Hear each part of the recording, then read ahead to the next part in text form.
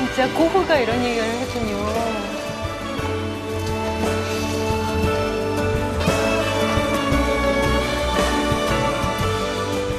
수많은 예술가들의 마음을 사로잡은 파버-카스텔의 연필. 잘 깎은 내 연필들은 오래된 것들이다. 부르면 휴식이 되고 언어가 되어 머문다. 연필을 명품으로 만든 힘, 과연 무엇일까요? 평범한 것을 특별하게 잘 만든다. 우리 회사의 모토가 바로 이겁니다. 우리는 세상에서 제일 가는 최고의 제품을 만들겠다. 그러니까 최고가 되겠다는 것이죠. 평범한 것을 특별하게 잘 만든다. 이 말은 파버-카스텔의 기본 정신입니다. 연필 한자로 한자로 받아 장인 정신과 문화를 심은 파버-카스텔. 그들에게 연필은 과거가 아니라 미래였습니다.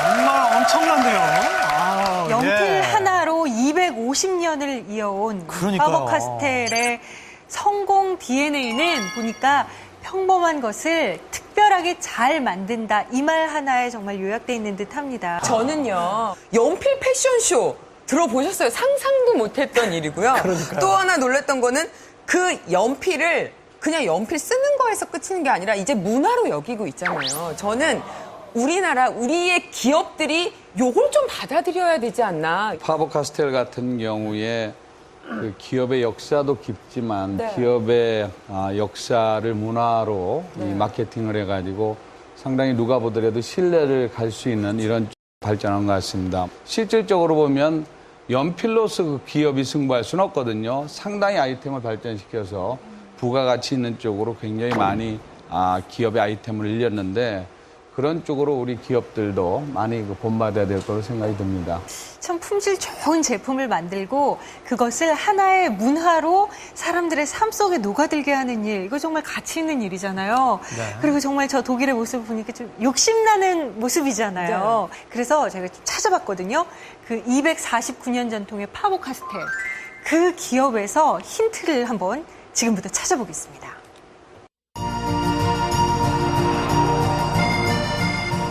독일의 슈타인시, 파버-카스텔 연필이 탄생하고 자란 곳입니다.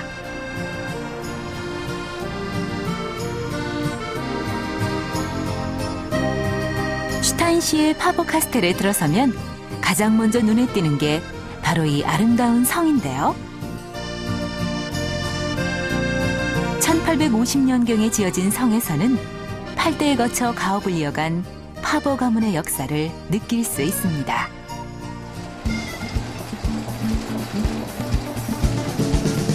249년의 전통이다 보니 세대를 이어 일을 해온 직원들도 적지 않습니다.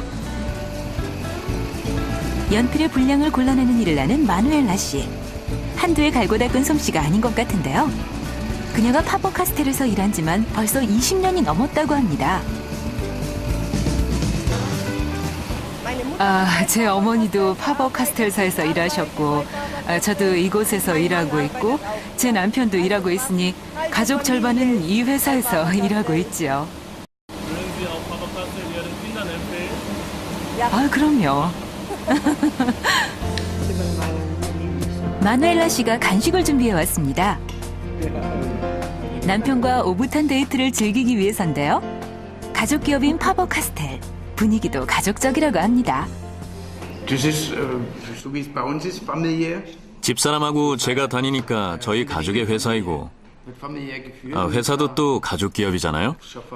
회사에서 문제가 발생하면 경영자와 직접 대화할 수 있어요. 이것도 참 가족적인 점이죠. 직원 모두가 가족 같아요.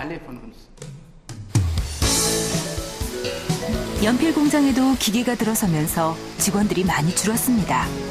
하지만 여전히 연필이 완성되기 위해서는 사람의 손길이 필요합니다. 품질이 좋으려면 직원들이 의욕적으로 일해야 합니다. 그러려면 직원들이 즐거운 회사를 만들어야 했죠. 정시에 출근하고 또 일하고자 하는 의욕이 넘치도록 다른 직장에 없는 사회 시설들이 필요합니다. 일하고자 하게끔 만드는 네. 파버카스텔 공장 인근 마을의 한 유치원. 파버카스텔이 기록한 최초는 연필만이 아니었습니다. 제 뒤에 보이는 건물이 유아보육원이었는데 1851년에 세워졌고 독일 최초의 사내 유치원이었습니다. 저것도 직원들을 위한 거 아니에요? 참 복지가 아주 잘하네요. 파버카스텔은 이미 150년 전에 직원의 아이들을 위해 독일 최초로 사내 유치원을 만들었습니다. 150년 전이에요? 150년. 야, 세상에. 유치원뿐만이 아닙니다. 직원들을 위해 500채가 넘는 사택을 지었습니다. 독일 최초로 근로자 복지를 위한 보험도 만들었는데요. 직원들을 위해서라면 아낌이 없었던 사람. 파버카스텔의 4대 경영자인 로파 폰 파버입니다. 인재를 중요시 여기는 거죠. 19세기 산업화의 중심지였지만 당시 노동자의 권리 보호는 거의 없었습니다. 노동자들은 착취를 당했고 생활은 형편없었죠. 로타 폰 파버는 당시 최초로 노동자의 노동 조건을 향상시킨 분이라고 할 수 있죠. 직원이 행복해야 좋은 연필이 나온다. 로타 폰 파버의 경영 정신이었습니다. 감동적이네요. 우와. 다음 세대까지 이어져 온 직원 중심 경영. 249년 동안 전통을 지키고 명품을 만든 힘은 행복한 직원들이었습니다. 다 모였어요. 그 당시 노동자들은 사진 한 장 찍을 돈이 없었죠. 우리 회사 150주년 기념으로 전 직원이 함께 모여서 찍은 것인데요. 회사가 직원들에게 얼마나 많은 의미를 가졌는지 상상하실 수 있을 겁니다. 전날은 공장 하루 쉬셨겠네. 한때는 슈타인시 주민 절반 이상이 파버카스텔의 직원들이었다고 하는데요. 직원들을 위한 복지는 자연스럽게 슈타인시에도 많은 변화를 줬습니다. 우리 가족만 봐도 외할아버지, 삼촌, 여동생이 파버카스텔에서 일했어요. 고용주로서만 아니라 항상 우리 지역 발전에 많은 노력을 했죠. 일자리를 만들고 사회 간접 자본을 제공하고요. 또 공원을 만들고 축제도 후원하고 지역 사회에 신뢰를 주는 아주 이상적인 기업이죠. 슈타인시 거리에는 낯익은 이름들이 눈에 많이 띕니다. 거리 이름까지. 거리 이름이 파버카스텔 경영자들의 이름으로 되어 있는데요.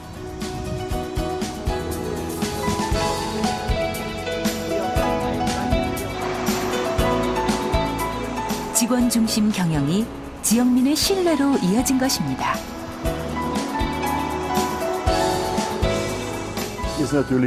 파버카스텔처럼 전 세계를 대상으로 하는 회사가 이렇게 작은 슈타인시에 본사가 있다는 건 정말 의미 있고 특별한 일이죠.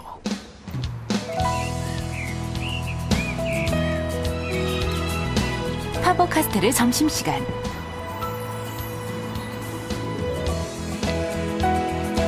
직원들이 향하는 곳은 바로 식당입니다.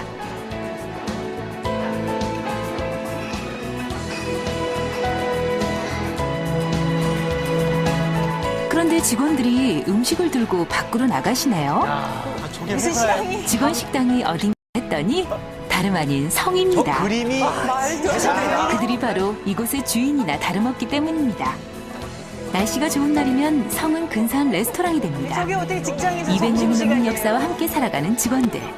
회사의 전통과 명성이 주는 자부심이 그들에겐 저게 행복입니다. 무슨 사례 식사입니까 저게?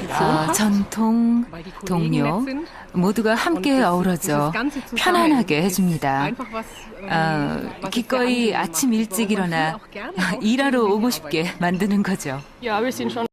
세계적으로 알려진 회사에서 일한다는 것에 정말 큰 자부심을 느낍니다. 250년 전통이 얼마나 더 이어질 것 같아요? 영원할 거예요.